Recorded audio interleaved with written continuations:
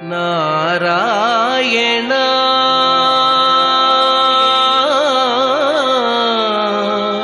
నారాయణ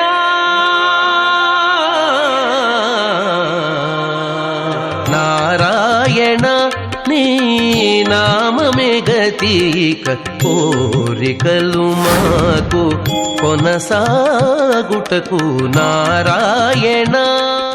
नीलातुङ्गस्तनगिरितटी सुप्तमुद्बोध्य कृष्णं पारार्थ्यं स्वं श्रुतिशतशिरसिद्धमध्यापयन्ति स्वोच्छिष्टायां सजनिगणितं या बलात्कृत्य भुङ्क्ते गोदा तस्यै नम इदमिदं भूय एवास्तु भूयः.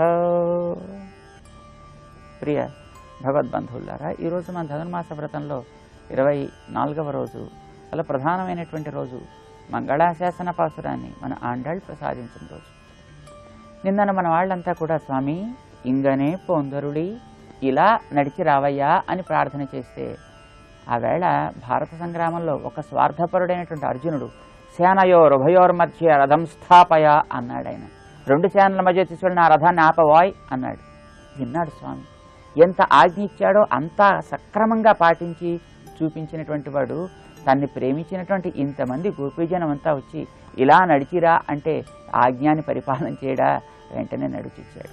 అయితే ఆ నడిచి రావడంలో చాలా అద్భుతంగా మంచి అందమైనటువంటి నడక కలిగిన వాడు కనుక వీళ్ళకి తన యొక్క పాదాల యొక్క కాంతిని సౌందర్యాన్ని చూపిస్తూ నడిచి వచ్చి ఆసనంలో కూర్చున్నాడు. అమ్మ ఇంతవరకు వీళ్ళని నడిపిస్తూ వచ్చింది కదా, ఇక సేవించేటటువంటి దశలో అమ్మ కూడా ఎప్పుడూ ప్రక్కన ఉంటుంది. మనం భగవంతుడిని చేరాల్సి వచ్చినప్పుడు అమ్మ మనతో పాటు ఉండి నడిపిస్తుంది. భగవంతుడిని చేరిన తర్వాత చేసే సేవల్లో అమ్మ కూడా ప్రక్క నుండి స్వీకరిస్తుంది అంటూ అమ్మకి రెండు స్వరూపాలు ఉన్నాయి అంటూ మనకి మన పూర్వులు చెప్తారు, మన పెద్దల ఆచార్యులు నిరూపిస్తారు. ఇప్పుడు అమ్మ కూడా ప్రక్కన చేరి కూర్చుంది. ఇప్పుడు మన వాళ్ళు ఆ పాదాల యొక్క సౌందర్యాన్ని చూశారు. ఆ పాదాలు సహజంగా స్వామి పాదాలు ఎప్పుడు కూడా ఎర్రగా ఉంటాయి. కరారవిందేన పదారవిందం ముఖారవిందే వినివేశయంతం అంటూ ఆయన పాదములు కమలాల్లా ఎర్రదనం, చేతులు కమలాల్లా ఎర్రగా ఉంటాయి, అధరం కమలాల్లా, నేత్రాలు కమలాల్లా ఎర్రగా ఉంటాయి. ఆయన యొక్క దివ్యమైనటువంటి సౌందర్యం అట్లాంటిది. ఇది సహజం అయినప్పటికీ కూడా మన వాళ్ళకి అది చూడగానే సహజ సౌందర్యం అని కాక తాము నడవమన్నందువల్ల నడిచిన పాదాలు కందిపోయాయి, ఎంత శ్రమ పెట్టాం మేము అని ఒక్కసారి పాపం గుండె చాలా బాధ కలిగింది. ఇంత శ్రమ కలిగినందుకు నీకు ఆ శ్రమ పరిహారంగా నీకు ఏదైనా చేయాలి అంటూ ఈవేళ మేం కాదు, ఇదివరకు స్వార్థపరులైనటువంటి దేవతలు ఇట్లాగే నిన్ను శ్రమ పెట్టి నడిపించి తద్వారా వాళ్ళు తిరిగి ఏ కృతజ్ఞత ఆవిష్కరించకుండా వెళ్ళిపోయారు. ఏ కోరిక లేదంటూ మేము కూడా అట్లాగే నిన్ను శ్రమ పెట్టి నీ పాదాలు కందిపోయేటట్టు చేశామే తండ్రి, ఎంత పొరపాటు మేము చేశాం అదే అంటూ కలిగిన శ్రమకి పరిహారంగా స్వామికి హారతినిస్తూ మంగళం పాడతారు ఈవేళ మన వాళ్ళంతా. ఏదో పొందాలి, ఏదో తను లభించాలి, ఆ పరమాత్మను తనేదో పెద్ద చూడాలి, రప్పించుకోవాలి అని కాకుండా ఆ పరమాత్మ సుఖంగా జాగ్రత్తగా క్షేమంగా ఉంటే చాలు. ఎవరి దృష్టి ఆయన మీద పడకూడదు. ఒకవేళ ఏమైనా దృష్టి పడ్డప్పుడు అంతా కూడా తొలగిపోవాలి, తను దాన్ని తొలగించాలి అనే భావంతో కర్పూరం లాంటిది వెలిగించి అది ఎట్లాగైతే హరించుకుపోతుందో ఆ విధంగా నీ మీద కలిగే దోషాలని కూడా హరించిపోగాక అంటూ నీకు మంగళం నీకు మంగళం నీకు మంగళం అంటే దృష్టి దోషాన్ని తొలగించినట్టు తీశారు. ఇది మంగళం పాడుట అని అంటారన్నమాట. మన గోదాదేవికి ఈ విషయాన్ని వాళ్ళ నాన్నగారు నేర్పారు. వీళ్ళ నాన్నగారు విష్ణుచిత్తుల వారు ఏం తెలియని వారైనప్పటికీ భగవద్గీత మధురానగరం వెళ్ళి అక్కడ ఉండేటువంటి పండిత సభలో వాదించి భగవతత్వాన్ని నిరూపిస్తారు, పరతత్వ నిర్ణయం చేస్తారట. మల్లాండ తిండోల్ మణివಣ್ణ, మల్లుల్ని కూడా మర్దించినటువంటి భుజబలం కలవాడా, ఆ బలాన్ని చూపించకు, మామూలుగానే దృష్టి తీయవలసి వచ్చేటువంటి నీ భుజ సౌందర్యానికి బలాన్ని కూడా చూపిస్తే అమ్మో మరింత దృష్టి తగులుతుందేమో. శంఖం చూపాట స్వామి, చక్రం చూపాడు, వక్షంలో అమ్మని చూపాడు. అయ్యో ఒంటరిగా నీ అందమే మా కంటికి దృష్టి కొట్టేట్టుగా ఉంది, అమ్మతో కూడా ఉంటే ఆ జంట సౌందర్యం మరింత పెరిగిపోతుందో దానికి మంగళం. చక్రాన్ని చూపిస్తే ఆ చక్రం ఒక అద్భుతమైన ఆభరణం, ప్రేమించేవాళ్ళకి, శత్రువులకు అది ఆయుధం కావచ్చు, ప్రేమించిన వాళ్ళకి అది ఆభరణం కదా, కనుక ఆభరణంతో కాంతి పెరుగుతుంది. అమ్మో ఆ పెరిగిన కాంతికి మంగళం, అది ఎవరి కంట పడకుండుగాక. శంఖం చూపిస్తే ఆ శంఖంతో మరింత కాంతి పెరిగింది, దానికి మంగళం అంటూ పల్లాండు పల్లాండు అంటూ ఆలయాల్లో మనం విష్ణువాలయానికి వెడితే సేవించవచ్చు. దీన్ని పాడుతూ ఎప్పుడూ హారతిస్తుంటారు. ఇది మంగళాశాసన సంప్రదాయం అని అంటారన్నమాట.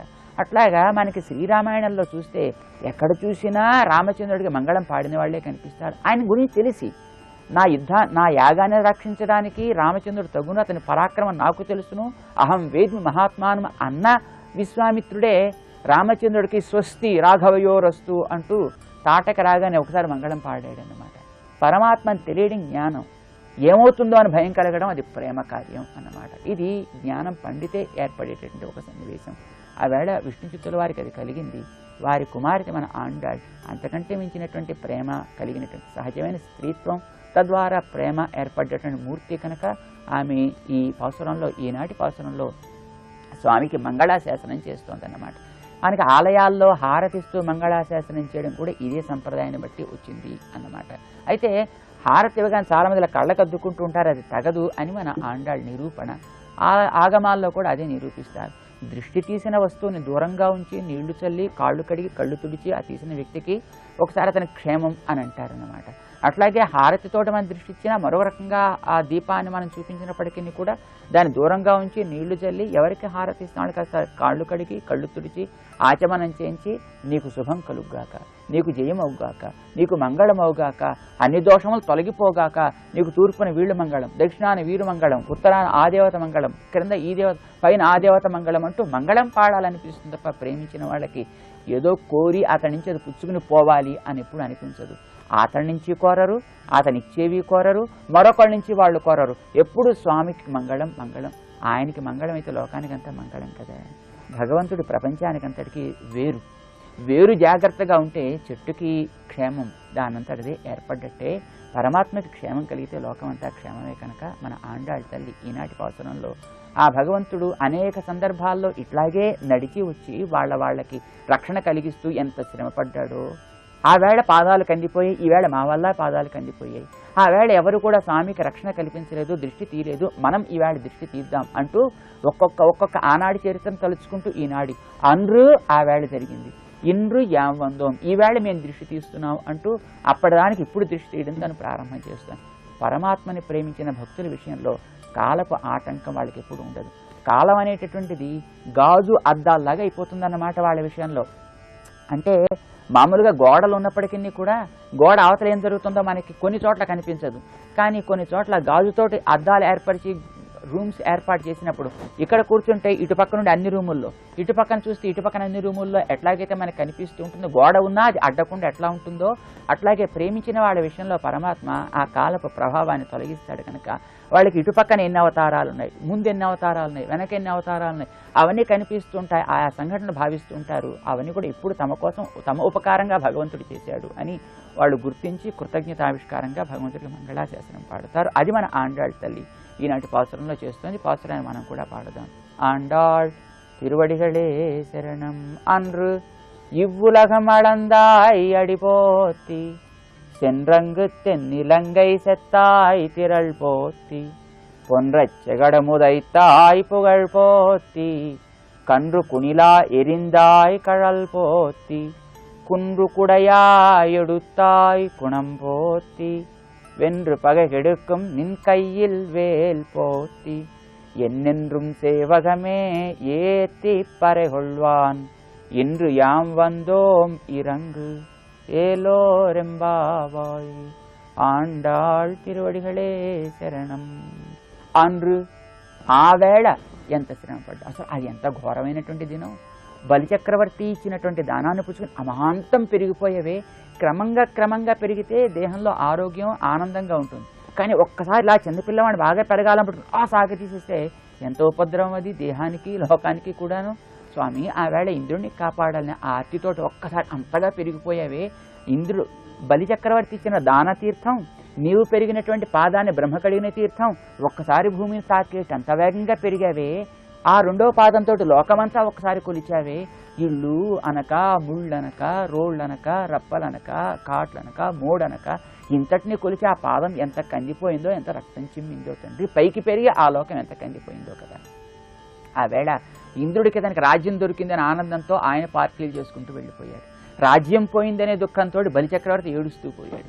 సైనికులంతా మోసం అంటూ వాళ్ళు ఆనందంతో వాళ్ళు యుద్ధానికి సిద్ధపడ్డారు. శుక్రాచార్య కన్నుపోయింది అంటూ ఆయన ఏడుస్తూ, ఎవడి మానాన వాడి గతి వాడిదే తప్ప ఏ స్వార్థం లేకుండా కేవలము లోకహితం కోసం నువ్వు అంత శ్రమ పడ్డాన్ని ఎవరు చూడలేదే. అన్రు ఇవ్వులగమళందాయి, కృతజ్ఞత కూడా చెప్పడం చేత కాని ఈ భూమిని నువ్వు కొలిచావే తండ్రి. ఆవేళ ఆయా రాజులంతా ఉండేటటువంటి పొందిన అభిమానాన్ని తొలగిస్తూ లోకాన్ని కొలిచినట్టే ఈవేళ ఈ భూమిని అంతటిని కూడా మాది మాదనుకుంటూ కలిగినటువంటి స్త్రీత్వ అభిమానాన్ని కూడా నువ్వు కొలిచి తొలగించావు తండ్రి. ఇవ్వులగం అళందాయి, అలా కొలిచినటువంటి నీ దివ్య పాదార విందానికి పోట్రీ మంగళం అంటూ వామన అవతారానికి ముందు మన ఆండాళ్ తల్లి కొలిచినటువంటి త్రివిక్రమ రూపంలో మంగళాశాసనం పాడింది. మనం గతంలో రాముడిని ప్రార్థించిన వాళ్ళు కొందరు, కృష్ణుని ప్రార్థించిన వాళ్ళు ఉన్నారనుకున్నాం కదా. వెంటనే రాముడిని ప్రార్థన చేసిన వాళ్ళు దానికేం పెద్ద కష్టపడాలండి, అంతకంటే శ్రమ చూడండి మరొకటి, మా రామావతారానికి మంగళం పాడాలి మొట్టమొదట. ఏమి సెన్రు అంగు తెన్నిలంగై సెత్తాయ్, సెన్రు వెళ్ళి, అంగు ఎక్కడికి వెళ్ళి నువ్వు వామనావతారం నుంచి పాడుతున్నావు. ఉన్నవాడు నట్టి పెరిగాడు, ఏమిటి పెద్ద దుఃఖం కనుక.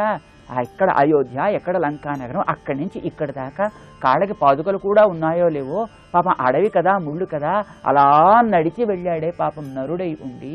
సెన్రు అంగు, అక్కడికంటేనే భయం వేస్తుందన్నమాట. పులి ఉండే పొదలోకి స్వయంగా వెళ్ళి పులిని పట్టి బయటికి లాగి దాని పండ్లని పీకి దాన్ని సంహరించినట్టుగా రావణుడు ఉండేటువంటి లంకానగరం అసహాయుడు, మరొక్క మనిషి తోడు లేడే, కోతులు తోడా, ఎక్కడ క్రమశిక్షణ లేనివి చంచలం స్వభావంగా కలిగినటువంటి వాటితోటి వెళ్ళి వాడందరినీ కూడా సంహరించాడు. తెన్నిలంగై, దక్షిణ దేశంలో ఉండేటువంటి ఆ లంకానగరానికి వెళ్ళి అందులో ఉండేటువంటి ఆ దుష్ట ప్రవృత్తినంతటిని కూడా తొలగించి సెత్తాయ్ తిరళ్ళపోతి, ఎంత పోరాడు, ఎంత శ్రమ పడ్డాడు పాపం స్వామి. ఆ శ్రమకి నిజానికి మన మంగళాశాసనం పాడాలి, ఆ పాదానికి మంగళం పాడాలి అన్నారు. వెంటనే కృష్ణుని ప్రేమించేవాడు కొందరున్నారు కదా, వీళ్ళు వచ్చారు. ఊరుకోండి, రాముడికేమండి, తండ్రి దశరథుడు, మంత్రులు వశిష్ఠాదులు అంత గొప్ప మంత్రవేత్తలు, అంత గొప్ప బలశాలులు, ఆయన 1-2 ఏళ్ళు కాదు కదా, 25 ఏళ్ళు 30 ఏళ్ళు వయసు వచ్చిన తర్వాత అప్పుడు అక్కడికి వెళ్ళి యుద్ధం చేశాడు, గొప్ప బలం సంపాదించి విశ్వామిత్ర వారి దగ్గర అస్త్రశస్త్రాలను సంపాదించాడు. ఆయన కోసం ఎందుకండి పెద్ద మనం మెంగపడ్డం కనుక. అంతకంటే చిన్న పిల్లవాడండి మా చిన్నారి కృష్ణుడు. 3వ నెల దాటకుండానే వాళ్ళ అమ్మ తీసుకువెళ్ళి బండి కింద కడితే ఆ బండి మీద అసురుడు ఆవేశించి అతను ఏదో చేసేయాలనుకుంటే ఆవేళ ఆయన రక్షించింది ఆ పాదమే కదా, దీనికి మనం ముందర కష్టపడాలి, మంగళం పాడాలి అంటూ కృష్ణుడి గురించి పాడుతున్నారు. పొన్రచ్చగడం, కపట శకట వేషం వేసినటువంటి ఆ అసురుణ్ణి, పొన్రచ్చగడం ఊదైతాయ్ పుగళ్పోతి, కాలు జాపాడంటే పాపం తనకి ఏం తెలియదు, అమ్మ కనిపించలేదు, మెలకు వస్తే అంటూ ఒకసారి అమ్మ కోసం చేతులు కాళ్ళు తను చాపినట్టుగా చాపితే ఆ పాదం గుర్తించింది, ఆ వచ్చిన వాడిని తాకింది, సంహరించబడ్డాడు. ఎంత కందిందో ఆ పాదం. 3వ నెల పిల్లవాడికి ఆ చాపినటువంటి పాదానికి మంగళం పాడాలి. పొన్రచ్చగడముదైతాయ్ పుగళ్, ఆ కీర్తికి మంగళం పాడండి. కండ్రుక్కునిలా, అంతేనండి, దానికోసం మనం బెంగపడతాం కనుక. మరొక అద్భుతమైన సన్నివేశం చూడండి, భయంకరమైన సన్నివేశం చూడండి. 2 రాక్షసులు మాట్లాడుకు మరీ వచ్చారు. ఒకడు వెలక చెట్టు వేషం, ఒకడు దూడ వేషం వేసుకొచ్చి వెలగ చెట్టు ఎక్కిద్దాం, దూడగా మన చుట్టూ వెంట తిరుగుతాడు, దూడలుగా అయినట్టయితే మన ఇద్దరం కలిపి మొత్తం చెట్టు ఎక్కించి వాడిని ఏదో చేద్దామని మాట్లాడుకొస్తే గుర్తించినటువంటి వాడో ఏమిటో తెలియదు, ఆ దూడని పట్టుకుని విసిరి వెలగ చెట్టుకు వేసుకొట్టి ఇద్దరిని ఒక్కసారి సంహరించాడు. అలా ఎత్తి వేసేటప్పుడు పెట్టినటువంటి చాపిన పాదం ఒక్కటి, వెనక్కి చాపిన పాదం ఒక్కటి, ఆ భంగిమ ఉందే, ఆ పాదాలకి మంగళం పాడండి. ఎంత కందిపోయాయో ఆ పాదాలు విసురుతుంటే. కండ్రు కుణిలా వెరిందాయి, కండ్రు ఒక దూడ వేషం వేసుకొచ్చినటువంటి గోటి బిళ్ళవలే ఎరిందాయి, ఎగర కొట్టావే, ఆ ఎగర కొట్టినట్టే నీ పాదానికి మంగళం. వెంటనే మరొకళ్ళు అన్నారు, కుండ్రు కుడయా ఎడుతాయి గుణం పోతి, దానికంటే ఇవన్నీ ఇంద్రుడి కోసం చేశాడు. ఇంద్రుడు కలిగినటువంటి అసుర బాధ తొలగించడం కోసం తను చేసి ఆ ఇంద్రుడే ఒకనాడు శత్రువై ఈయన్ని అపకారం చేశాడు. ఆ అంతరంగికులే శత్రువులైతే ఇక రక్షణ ఏమిటండి? ఎలాగ రక్షణ పొందేది? ఎవరి మీద తాను నమ్మకం పెట్టుకున్నాడో అలాంటి ఇంద్రుడే ఒకనాడు కోపిష్టివాడే, తనకి అన్నం తిననివ్వలేదని ఆవేళ రాళ్లవాన కురిపించి కృష్ణుణ్ణి గోపీ జనాన్ని గోవులందరినీ కూడా హింసించాడు. 7 రోజులు ఏకధారగా కురిపిస్తే కొండని 7 దినాలు ఆ చిన్నారి వేరు మీద నిల్చోపెట్టి 5వ ఏడు దాటకుండా స్వామి కాపాడాడే. ఎంత సహనం! ఇందంగా ఆ రాక్షసుని సంహరించటే ఇంద్రుడిని కూడా సంహరించి పారేయచ్చు, కానీ తన పిల్లవాడు కదా, ఒకనాడు కొంచెం బుద్ధి ఉన్నటువంటి వాడు కనుక మళ్ళీ కాస్త తెలుసుకుంటాడు, పోనీ ఆకలి కోపంతో ఏదో చేశాడు. దానికి ఇంద్రుడు అన్నం తినడం తప్పు కాదు ఆవేళ ఇంద్రయాగంలో, కానీ అది కృష్ణార్పణ వస్తుంటే తింటే ఆయనకి మరింత అన్నం పెట్టి ఉండేవాడు. కృష్ణుని తీసి తనే తింటున్నాను అనుకుంటూ తినడం ప్రారంభించడంతో అది తగదు అని చెప్పడానికి ఆయన ఇట్లాంటి సన్నివేశం చేస్తే శత్రువు ఇంద్రుణ్ణి తాను 7 దినాల సహనంతో ఓర్చుకుని అతనికి అనుగ్రహాన్ని ఇచ్చావే తండ్రి. ఆనాటి నీ ఆ ఓరిమి గుణానికి మంగళం.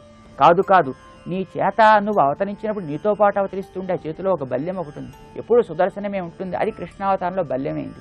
అసలు ఇది కదా ఇన్ని కృష్ణుని మీద చెప్పేస్తే వద్దు వద్దు అనుకుంటూ ఆయనలో ఉండే గొప్పతనాలు చెప్పడం ఎక్కడ దృష్టి తగులుతుందో అని, నీది కాదయ్యా గొప్పతనం, నీ చేతిలో ఉండే బల్యంది. వెన్రు పగకెడుక్కం నిన్ కయ్యిల్ వేల్పోద్ది, శత్రువుల్ని వెళ్ళి జయించేటువంటి నీ చేతిలో ఉండేటువంటి ఆ వేల్ అనేటువంటి బల్యపు ఆయుధానికి మంగళం పాడారు. ఎన్నెన్రు ఈ రకంగా 6 కళ్యాణ గుణాన్ని పాడుతూ 6 రుచులు కలిగేటువంటి భోజనాన్ని ఆస్వాదిస్తున్నట్టుగా ఉన్ సేవగమే ఏత్తి పరెగొల్వాన్, నీ కళ్యాణ గుణమల్ని కీర్తిస్తూ మేమంతా కూడా వచ్చాం. కీర్తించడమే మా కోరిక తప్ప వేరొకటి ఏం వస్తువులు కోరడం మా కాదు. మరి పరై నువ్వు ఇస్తా అన్నావు కనుక మేము పుచ్చుకుంటాం, ఊరి వారి కోసం నువ్వు ఇస్తా అన్నావు కనుక మేము దాన్ని అడిగాను తప్ప మా కోసం అవుతుంది ఏమీ అవసరం లేదయ్యా. పరెగొల్వాన్ ఇండ్రు యావందం, ఈవేళ మేము తండ్రి నీ సన్నిధానానికి చేరాం. ఈ రంగు మేము రావడం సాధనం కాదు, మేము ప్రార్థన చేయడం సాధనం కాదు, నీ అనుగ్రహం సాధనం తప్ప మరొకటి, అది కూడా మాకేం కావాలో మాకు తెలియదు. ఈ రంగు అనుగ్రహించు ఉంటూ మన ఆండాళ్ మంగళం పాడింది ఈనాటి పాసురంలో. ఆండాళ్ తిరువడిగళే శరణం. జై శ్రీమన్నారాయణ. నారాయణ